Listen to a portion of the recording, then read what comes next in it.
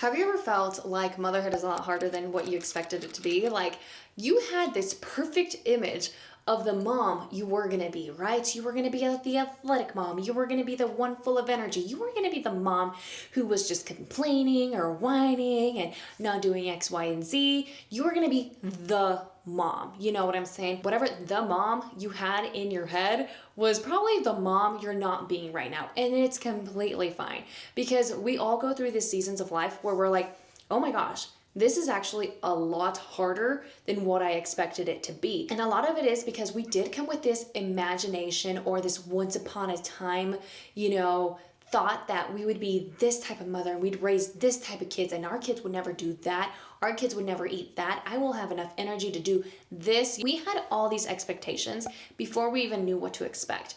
And I think that's why it's making motherhood really hard in one way, because you're just like, oh my gosh, I'm being punched left and right and I have no idea who's hitting me besides this infant. A lot of that can bring a lot of stress into your own life as a mama.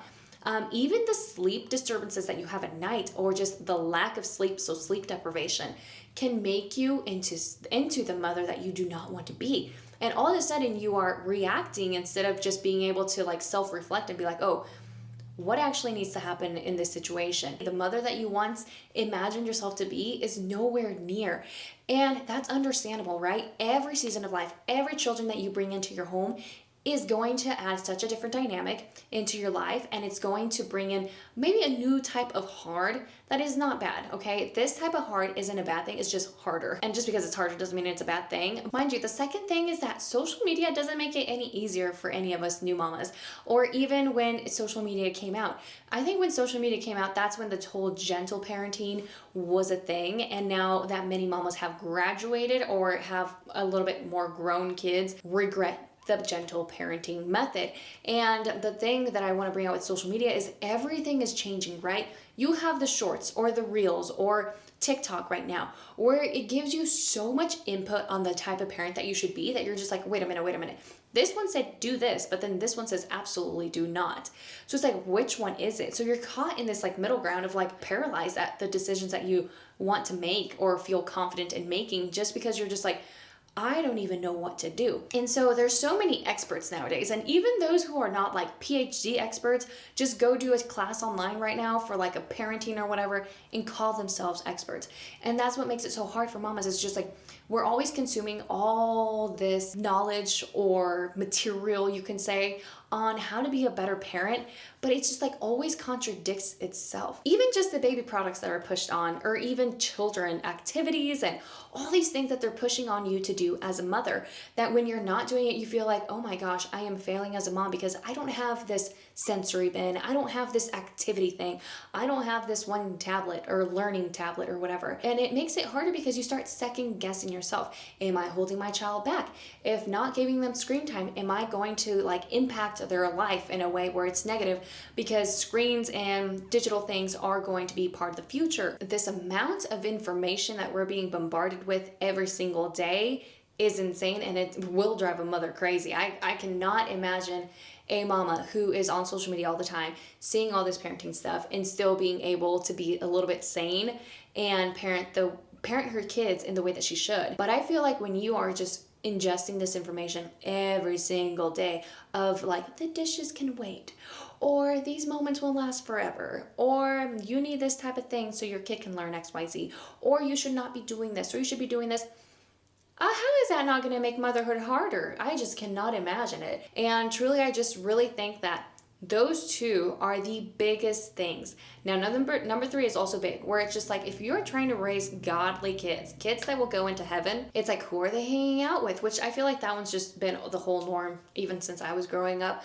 But just a lot more of the social media stuff is way more stressful for parents. Even just from day-to-day life, finding good, solid Christian families that are trying to also raise good Christian kids is really hard and rare to find. The fourth thing is that the daily grind doesn't stop, and you can't make it stop. You can't sleep in for 20, 30 more minutes, even though your toddler is awake, right? That would bring chaos into your household. You can't just all of a sudden just sit still and do nothing, just because I feel like, especially in the younger years, even if I sit, Like, I still have to be engaging with my kids, which I love. Don't get me wrong. Like, I truly love motherhood, actually. So like none of this, but it's just like you don't really get a moment off. So you can't just quit waking up at night. You can't just quit waking up in the morning or not feed your kids that day or not change your kids for the day. You know what I'm saying? And so it's just like it has to continue. And sometimes it feels like Groundhog's Day every single day. And it can get to you where you're just like, this is my life. Like, this is it. And I feel like until you start finding the good purpose in it, it will just kind of deplete your energy and it'll make you feel like you have absolutely no purpose in your life and that the purpose you do have is really meaningless because you're just really not doing much. So you think, right? But you're impacting the life of little humans who are going to grow up and just do a lot of amazing things. It doesn't quit, and that can feel much harder. And especially for a generation of new mamas who don't have the help or who don't have the friends or just in general a community to lean on when they're going through hard seasons. It's essentially you're just isolated and you're trying to figure it out by yourself. That can be so much harder. God says that children are a blessing. And I know at times we like to correlate blessings with materialistic things or something that we can really gain and see and feel and touch and bring us status, I guess you could say, in this world. But that's not what God means when it's blessings. Children expose a lot of the sinful nature that you have in your heart or in your mind, a lot of the selfish desires. And that's where motherhood can be harder or feel harder, is because we no longer can do things that we desire. And we can no longer just drink our coffee in peace. We can no longer just get up and go when we want to. Now we have to think about our other little human who's right next to us and just riding along with us. It's we're really laying down our life as mothers for our children, which is a complete blessing, because without this, we would never have this realization of all of our sinful nature, of all of our sinful desires and nature that we have in our hearts. But when you are experiencing these seasons where you're like, this is a lot harder than what I signed up for, know that God is still with you. God is still refining you, and let him do the work. Let him refine you. If you're struggling with impatience in this season of life where you're just like, this is really hard because I'm trying to be patient, but I cannot, let God use you in this season of life to grow you, to grow your patience with all these examples or all these scenarios that he's allowing you to experience so that your patience may grow. Just because it's hard does not mean it's a bad thing. Sometimes these hard seasons are so necessary for us to grow just as humans. After we get through the hard season, we're always like, man, I can really tackle a lot of things. And I'm just speaking of this from experience because when we brought our second baby home, my oldest Kennedy was she just turned 14 months. So she was still a baby then. And I remember for the first few months, I had to solo parent a lot of the time. And that was such a stretching season, and a season that I'm like, I enjoyed and I love, but I truly, truly love the season that I'm in right now. But now I know, like, if I have another hard season again, I know that through God's help, I can do it. And it's not just by my own works, it's because of God's works in me.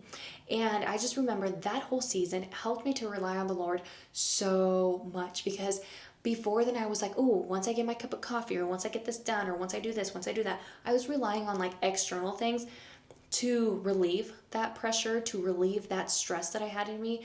But when one day I like laid it out to God and I said, Lord, coffee is not my anchor. It will not be my anchor. You are my anchor.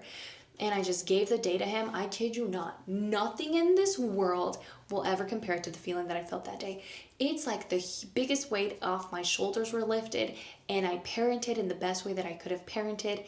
And so every single day, every morning, we just get up and pray. And I just pray to God to just take over the day and just help me to build my fruits of the Spirit, you know. Just know that these hard seasons shall pass, but always look for encouragement, but from people around you. Don't just look onto the internet, because truly I do think that we all live this fantasy life on the internet. We're not going to show you the tantrums or the ugly crying. I know a lot of people do that, and that's cringy, but majority of the normal folks aren't just gonna turn on a camera and start crying to upload it on Facebook or whatever, you know. And so a lot of the reality is missed. But when you find yourself that one solid friend in Christ, it changes your whole parenting. And at least somebody to vent to or somebody to relate to in person can really just help you in these very hard seasons of life, because they're gonna come and they're gonna go. But having somebody in person with you, I mean, you have God, but having somebody that he has provided for you to lean on throughout the season can also help you. So motherhood being harder isn't just all in your head. It truly is harder because of, first, the expectations that we had, because of social media, because of our loneliness in motherhood, because of trying to raise kingdom kids in such a worldly world, and also the daily grind that doesn't stop. And as sinners, and in this economy, society is so stinking hard to just relax. But all we have to remember is that God did not create us to function in this way. So anywho, if you are trying to just figure out a rhythm for your life, I always say start in the mornings. And if you want to build a solid Christ-centered morning routine, then you can just click on this video that I will link right here. I just cover a few little ways that you can start incorporating a Christ-centered morning routine to just give it all to God right early in the morning, not just the scraps at the end of the day, or not even anything throughout the day. So anywho, I hope you guys have enjoyed watching this video, and I will catch you guys on the next one.